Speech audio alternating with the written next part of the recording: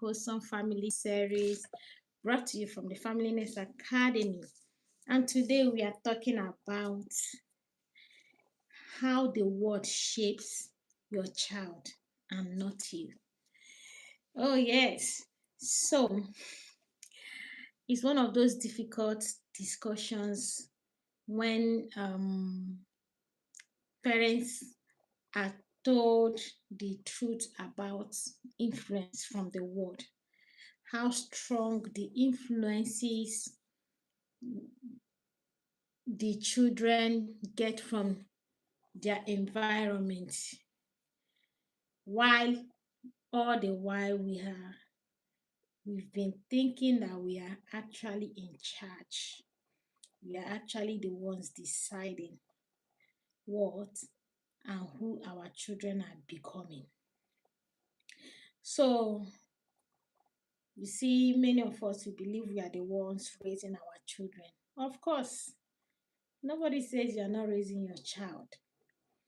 But most times what we consider as raising our children are those day-to-day responsibilities which we are very diligent with providing for them.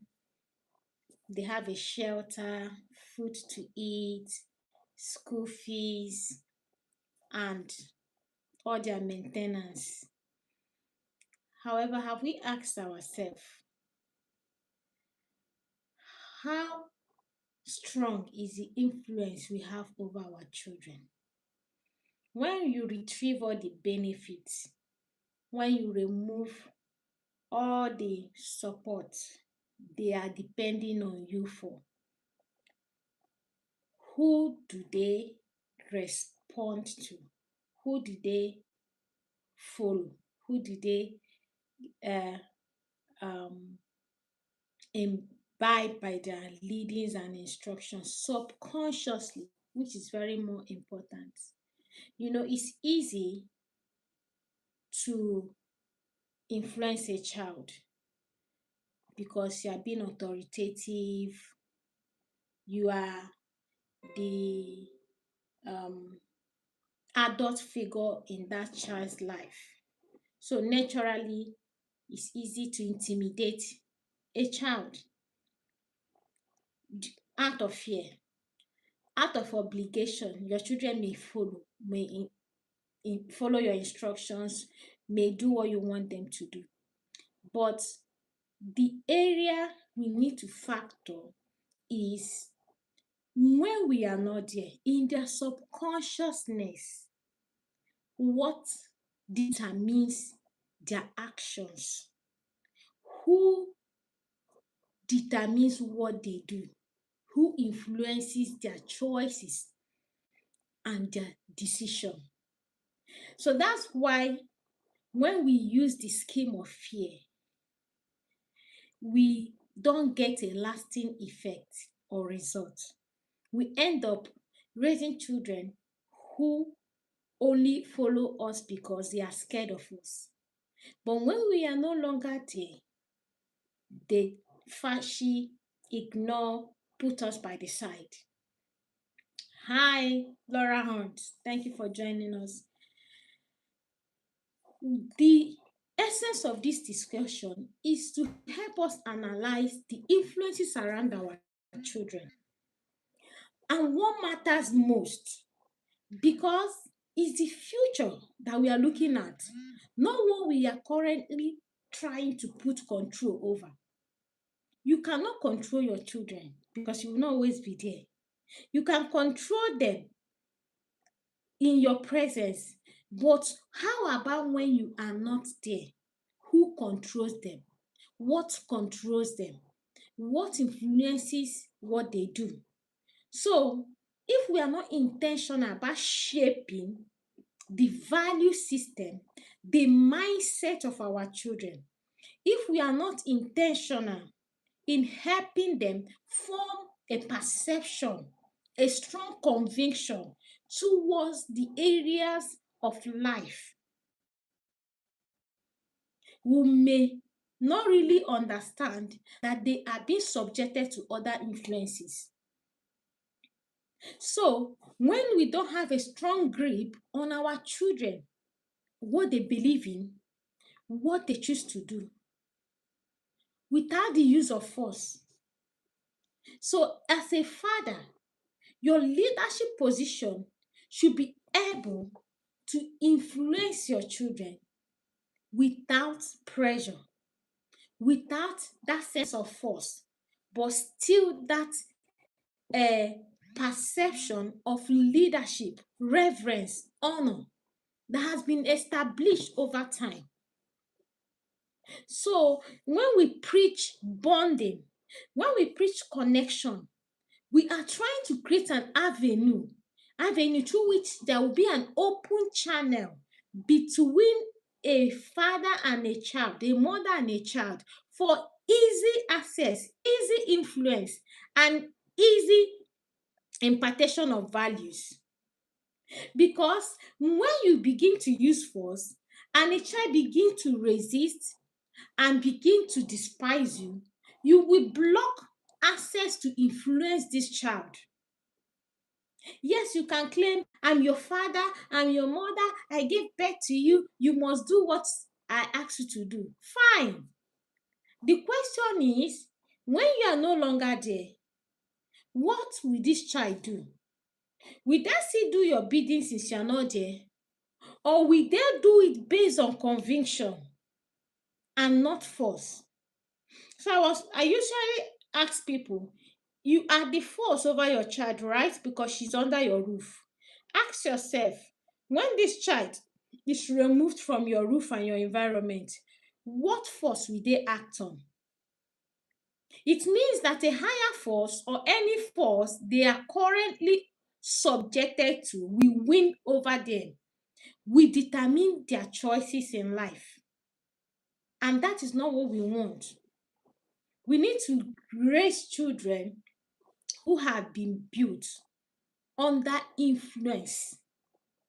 And that influence has to be decided right here, right there in your home.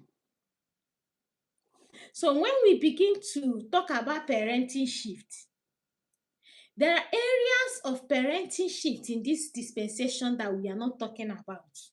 Okay, so years ago, you will see that children will primarily learn from their parents. You see family connection, family bonding, eating together, story time, no distraction like tablet, phones, social media, and all the rest. No. So you see, even our own parents will tell you, my father used to tell me, my that's where you used to hear of adages, right? But now they are scarce because parents are too busy and they have delegated their work and responsibility to gadgets, to school, to mates, to teachers, to social media, and all their likes. So children spend thousands of time consuming content from people their parents have never met. So some of us don't even know the spirit, the forces, the faces behind what is talking to our children, what is ministering to their souls and destinies. So you see, many children now receive daily lessons about relationship, how to succeed, even gender. So you see a child can choose one day, okay, I don't want to be this, I want to be that. It's not coming from you. It should tell you that something else is influencing this child. So your child begin to make decisions around self-worth and perception and happiness based on what they are watching, what they are hearing outside the home, because we have become too busy to build that value. We have become too busy to teach them and guide them around self-perception. We've become too busy and too distressed and frustrated and stressed that we are even frustrating and creating impression of lower self-value in our children, that they are struggling to be accepted. So you see children who, okay, so I read something yesterday about a child who wrote a suicidal note to the parent, to the mother specifically. So she was telling the mom how she loved the mom and she knows the mom love her, but that she knows that by the time the mom reads the note that she's sending to her, that she would have been long gone. So she made emphasis on how they were providing all the essentials to her, even money, everything she required, the best of school. But her soul was lacking in the essential. How even the mom delegated her responsibility to her mom's brother, who ended up abusing this child. So, follow me. Now, in the mom's mind, they are taking care of this daughter. They are providing, she's not lacking anything. She even have someone that's why you're at work, the person is with her. But you don't realize the power of the influence of the person you are subjecting your child to. And I know I've mentioned how we hand over the destiny of our children to people we don't know. People like maids, their teachers, even their classmates. You entrust the destiny and the future of your children in the hand of strangers. So some of us, we don't know nothing about our children. The only thing we know is that when we come back, we ask, have they eaten? Did they go to school? How was their day? They will tell you fine. You are tired to even listen for more details. And they sometimes feel they don't want to add to your pressure, because some of them are so sensitive and concerning that they don't want to be the pressure in your life. But a gap is being created and other things are filling up. Then we give them gadgets. The gadget become our nanny. The gadget become the assistant parents we have put in place. Our children no longer hear us. They hear the voice behind computers. As a father, as a parent, the way God told Jeremiah, before I formed you in the womb, I knew you. You should be able to have that conviction about who God has given to you as your children. It's your primary responsibility to know the child you are raising, to study them, to know their personalities, to know how they learn, to know the things that catches their attention, to pick changes that are beginning to crop up. Because if we leave our children to the care of other people, because we are busy, we are making money, we want to build mansion for them, those children will grow up not being able to appreciate those mansions. They will grow up probably despising us. They will grow up with broken spirits and broken destinies, because no one can take care of your children like yourself. So, we will talk about the world is shaping your children. One, the world is defining their identity. So you see, the world will tell your children you are what you achieve. You know what we think, um uh, motivation. The one will tell them you are what people think. You see them, they begin to question who they are. The world will tell them you are not good enough, because they will come to social media to see people who have painted green and black on their face, and they that didn't pay it will feel less. They will come to the screen and see people who have been refurbished and garnished and uh, painted or modified with AI, and they look at their own skin. They don't feel they are clean or fair or beautiful enough in their own skin. So they grow up questioning their authenticity, questioning who they truly are. They go on social media to listen to all the jargons and all the comparisons and all how the world is celebrating uh, things that are ungodly, how the world is celebrating immorality, and they begin to question their own morality.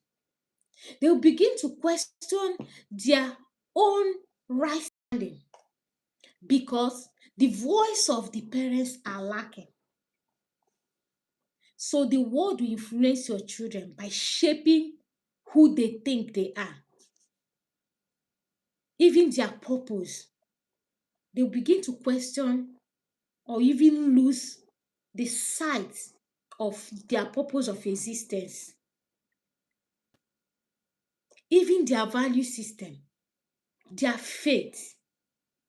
Secondly, the world is teaching comparison. If you look at the generation we have a lot of children who are struggling with. I know it was there while we were growing up. I wrote a book how and describe how I used to compare myself with other young girls, where I used to feel sometimes I'm not as beautiful enough as the person beside me, not as smart or intelligent as the next girl I met the other day. People I never knew where they are coming from, but because I met them on the way with all the pancake, with uh, foreign tongues, and all the things we compare ourselves with, the same thing are struggling, but in a higher dimension. Because the world has become modified. They compare their looks, they compare their talent. You see children who are skilled, yet they keep questioning their capacity. They compare their families. Their families are not like the other person's family. They compare achievements. They begin to even look down on their effort. And because some of our parents are not sensitive enough, you will remind us how your neighbor's child became position. Why your child is a third position? Why should it be so? Without acknowledging the effort that child has put to even achieve that third position. Like, is that position that determines the success of these children. How many of us are where we are because we were in first position while growing up? It's not about this position. It's about discovering opportunities that we can leverage on and lead and take a leap. So you see children who have allowed comparison to steal their joy, steal their confidence, make them feel inadequate, even when they are doing well. Ask yourself, are you contributing to this? Is your child struggling with comparison or identity issues that you don't even know exist? So you see, a child who compares themselves consistently will always struggle with appreciating even God that created them. How much more you? They will struggle with appreciating your effort over their life. So sometimes we don't see it beyond the general uh, presentation. So some of us we think the problem we are having with our children starts with us, like within the home. Yes, it does, but it goes beyond the ripple effect. It determines their future, even their marriage partners. some people are in broken marriages because of where they came from. So your children's marriage can be determined right here in your home. Because if your child grows with confidence and self-acknowledgement of worth and value and great perception about themselves, it will go a long way to determine who they choose to marry. But if your child begin to have identity problem struggle, marriage decision will be a great struggle for them. And God help them. They don't go and say yes to a foolish man, a foolish woman, because they just want to be loved or feel approved at all costs. How else does the word influence our children? The third, the third option we're going to talk about. The word is normalizing things that should concern us. You know, when we were growing up, there are things you cannot say in the open, but now people make jest of it, laugh over it. Now people promote immorality and make it as the normal. You that is standing on as the upright one, they make you feel abnormal.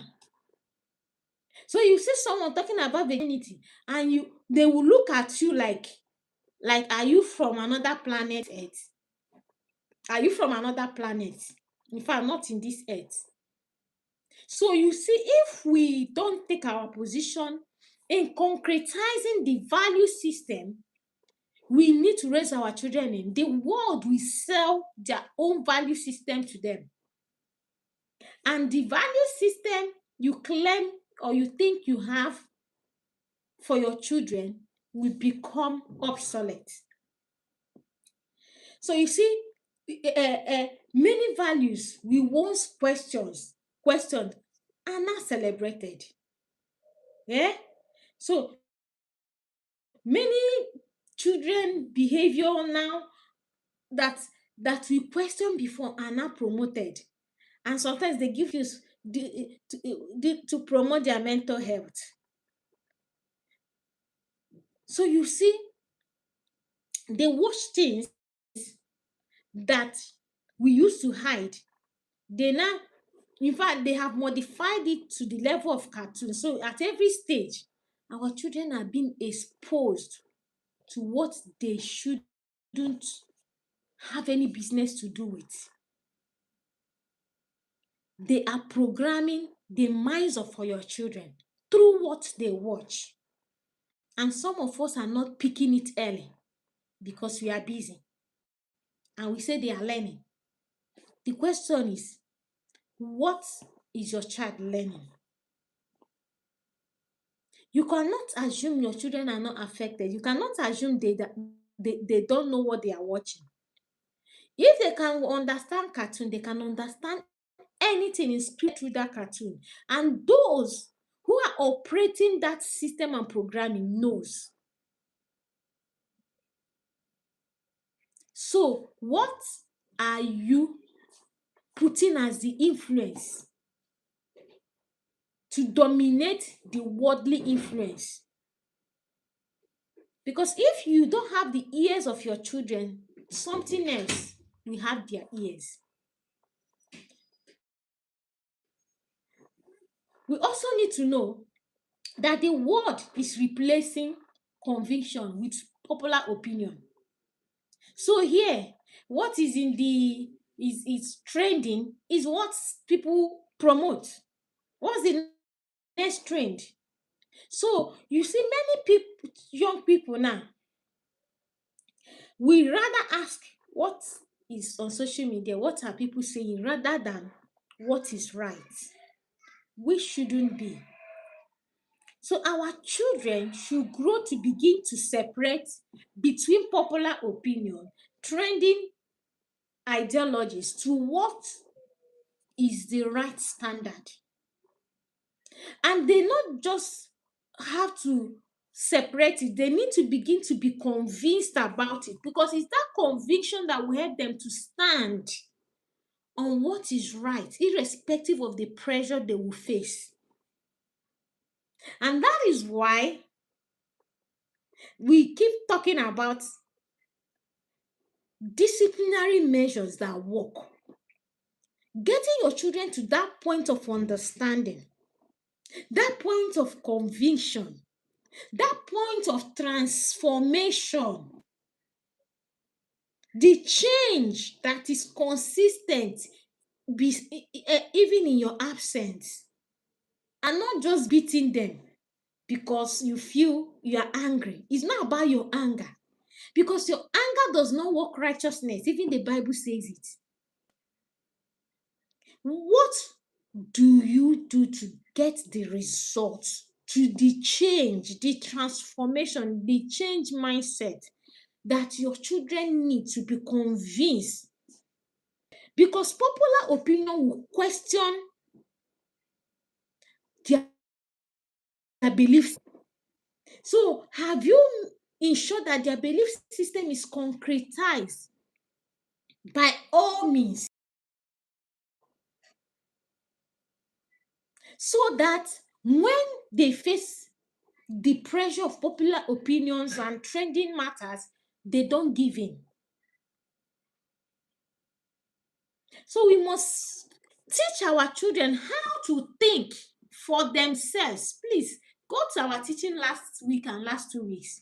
Our children should come to that point where they will be able to think for themselves, make decisions in your absence, and still land on what you would have wished them.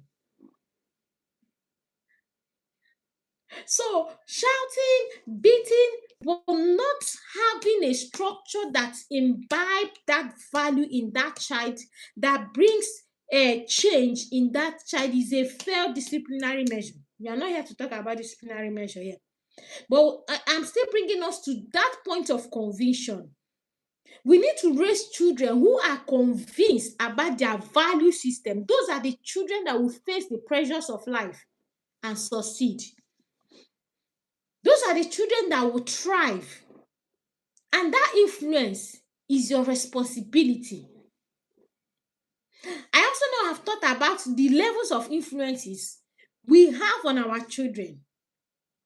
At some point, as they are growing, your influence will begin to reduce.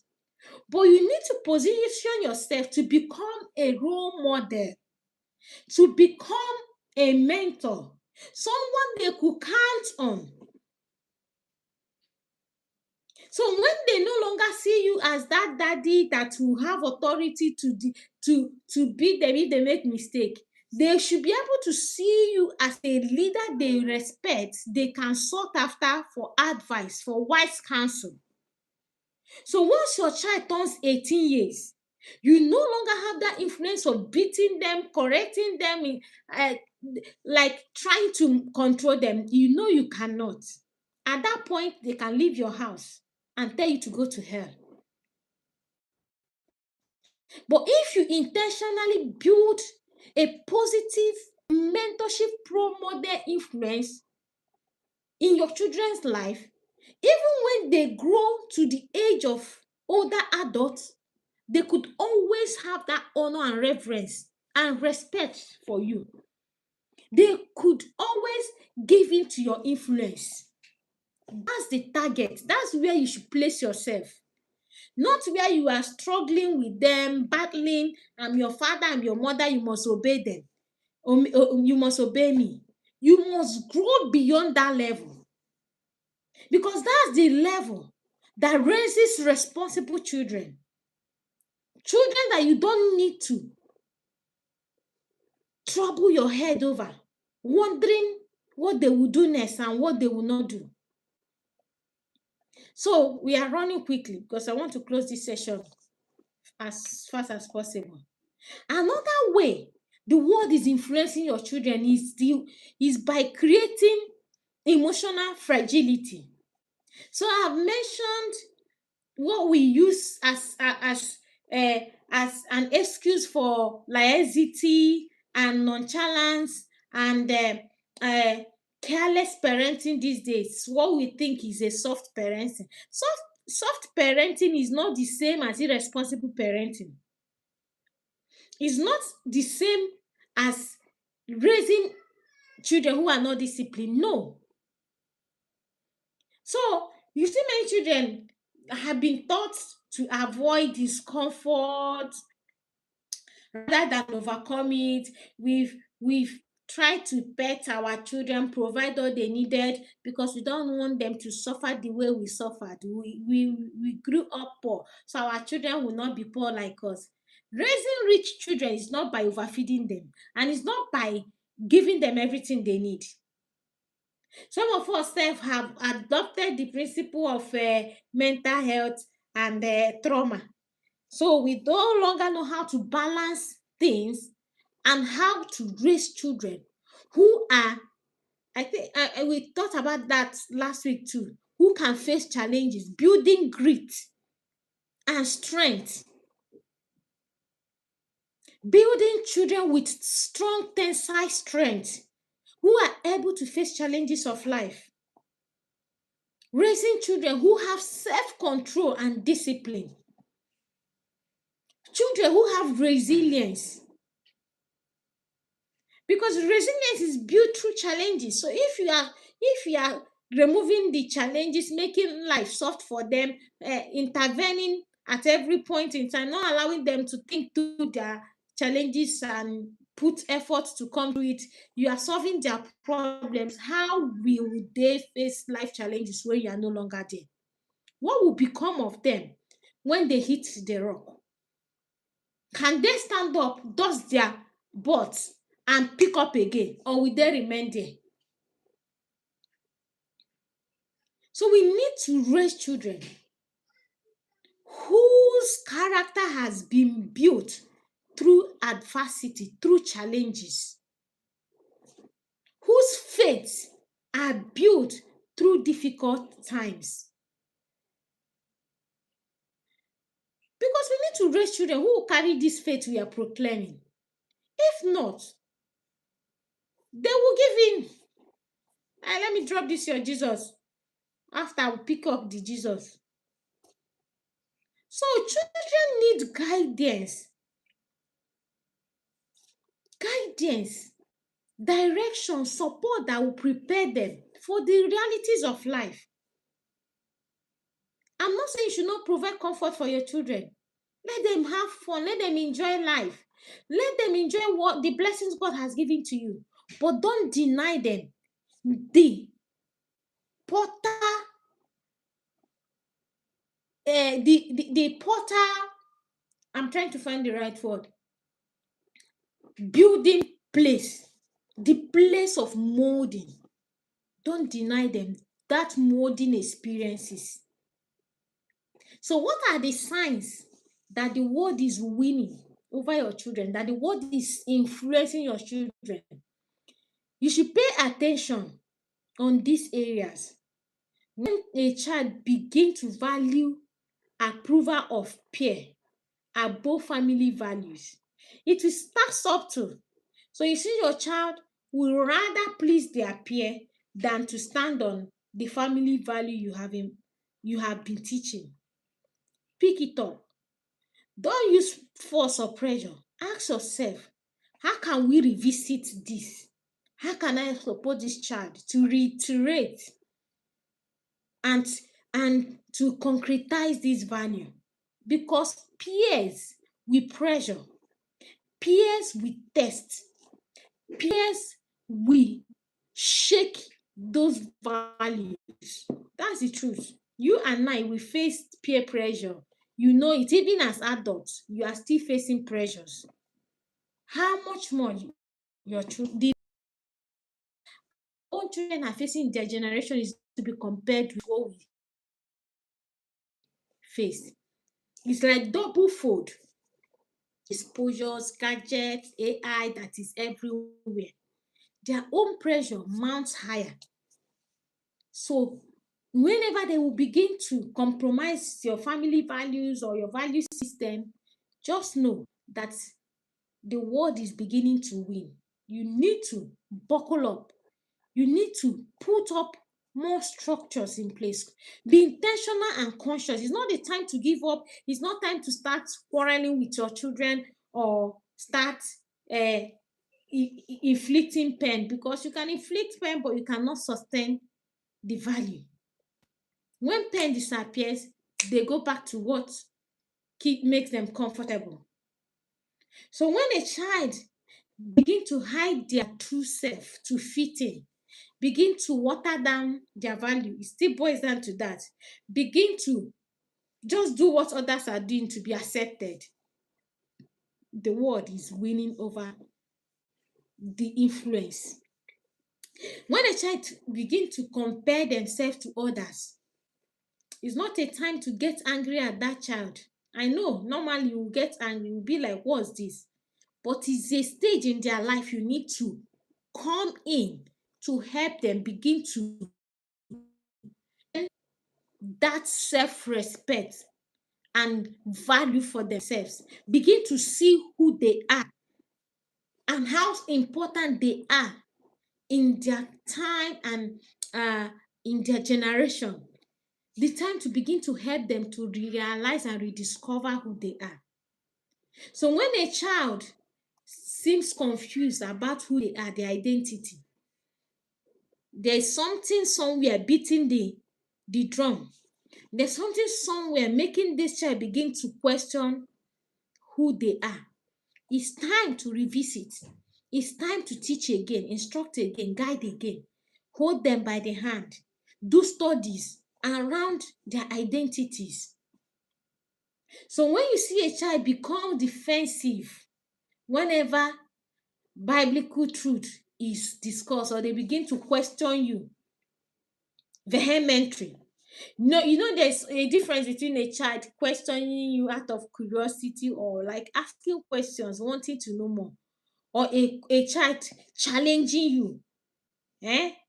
Being vehement over a biblical truth that have been taught over time, is to tell you something somewhere is beginning to tell that child, I think this is not true. So they are questioning the authenticity of the scripture you have been teaching them. It's not the time to shout. Oh, it's the time to teach more, pray more, and guide more. So these signs does not mean your child is lost. It's just telling you to be intentional, because a higher force is operating. So how can parents take back their influence? Build strong relationship. I've talked about it. Connect. Build a don't any stage your child is now, don't play with connection. Bonding is an avenue through which you can access the heart of men, just like husband and wife. If you are not bonding, you will lose connection, you will lose yourselves. So you need to bond, you need to connect, you need to create a deeper relationship, because they will listen to you more, because they have been able to build trust. Become the loudest voice. Speak consistently. Affirm them positively.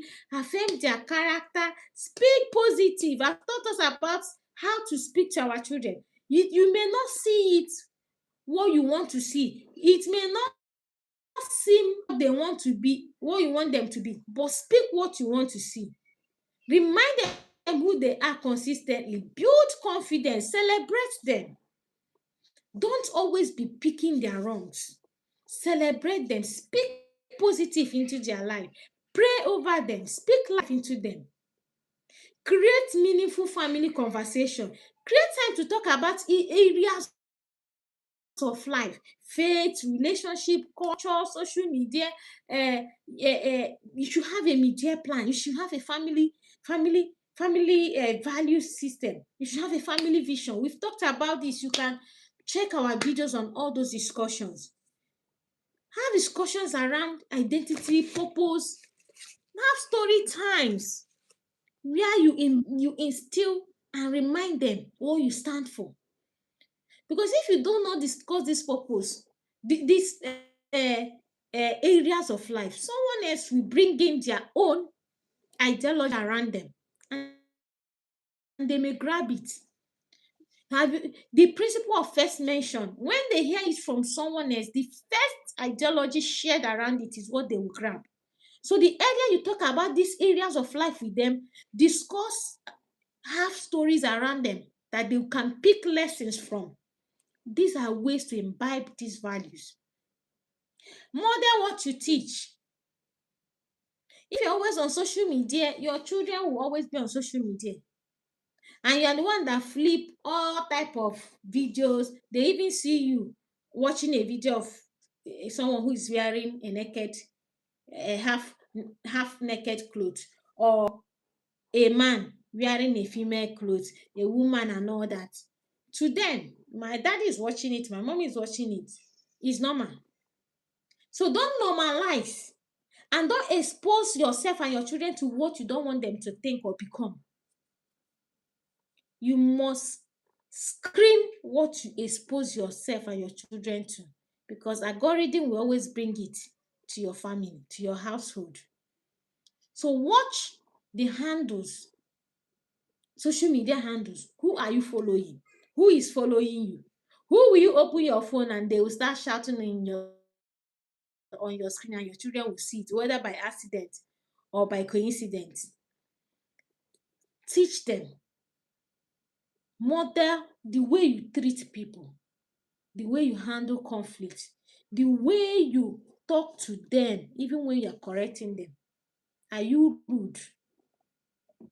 Are you aggressive? You are multiplying yourself in your children. How you practice your faith, because your examples will speak louder than what you teach. The way you live it. How else can you help increase your influence? Anchor them in God's truth. There is, as we conclude, the best thing you can do, best gift you can give to your children is leading them to Christ, handing them to God, showing them the true way to divine security in life. Because all of us, if Christ tarries, we die. But the question is, where will our soul spend eternity? And your children, where will they spend their eternity? You are the primary person responsible to ensuring their divine security, not your pastor, no other person. So it's your duty to expose them to the word of God daily. Teach them in a simplest form according to their age of development. Let your children see that God matters most in your life than any other thing. Teach them all the principles of success. But you see, the success, good success that comes from the word of God, don't deny them that. If you give them and you don't give them Christ, you have given them nothing. In fact, you hate those children. So tonight, I think you help them discover God. Help them choose God before the world. Help them know who God says they are and embrace it early in life. There is no time that is too late. Whichever age they are, direct them back to their maker. God in Malachi said, the Bible says, is it not because God sought after godly seed that he made them husband and wife? God has brought you, husband, you, wife, together because he is seeking godly seeds. And those godly seeds are not born godly. Even if they are born godly, the world is waiting to defy them. So it's your duty to protect their eternal destiny. It's your duty to guide them through the path of godliness. Even when they depart in the nearest future, the Bible says, teach them the way they should go. that when they grow, they will not depart. So even when they try to depart, you have done your part. The God whom you have handed them over to will bring them back to himself, because it's not about you, it's about God.